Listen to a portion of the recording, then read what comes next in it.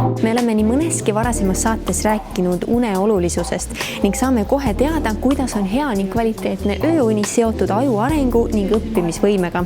Kui me räägime unest ja vaimsest tervisest ja sealhulgas õppimisvõimest, siis ma usun, et seda tunnetab iga pere vägagi omal nahal, et kui kooliõpilane või ka lasteaialaps on läinud hiljem magama või siis öösel on see uni kehv olnud, et siis järgmisel päeval ei ole see õppimise arusaamis tähelepanuvõime kõige parem.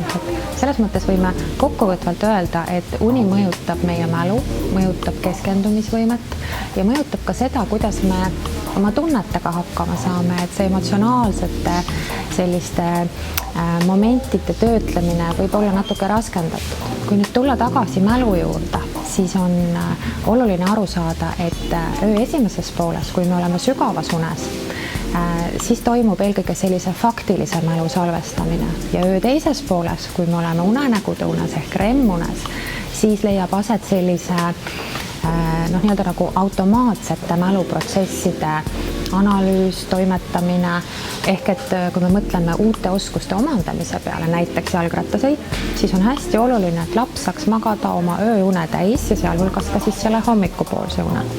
Aga loomulikult, kui me räägime õppimisprotsessist kui sellisest, siis on oluline, et oleks läbitud nii sügavuni kui ka siis hommikupoole öödse unenägude uni ehk REM-uni. Ja kui me mõtleme keskendumisvõime peale, siis on uuritud ja näidatud, et kui meil on näiteks ka juba 2 järjestikust ööd, mille puhul me oleme kehvemini maganud ja meil on unepuudus, siis see võrdub kerge alkoholijoobe sarnase seisundiga. See ei ole muidugi üks ühele, aga seal on sellised võrdlusmomendid olemas. Ja kui nüüd tulla emotsioonide juurde, siis impulsiivsus, ärrituvus, sellise ärevuse tõus on väga paljuski seotud vaimse tervise ja unega. Me tohtritena näeme seda väga sageli, kuidas depressioon, kuidas ärevus on seotud unepuudusega või unehäiretega ja samuti vastupidi, et seal on selline vastassuunaline seos olemas. Ja selles mõttes võib-olla esmased võtted, mis aitavad meil toime tulla parema uinumisega ja nii-öelda pikendada oma und, on väga palju seotud sellise uneeelse rituaaliga, kus peaks siis toimuma valguse intensiivsuse mahakeeramine ja ka muu sellise ärksa tegevuse vähenemine.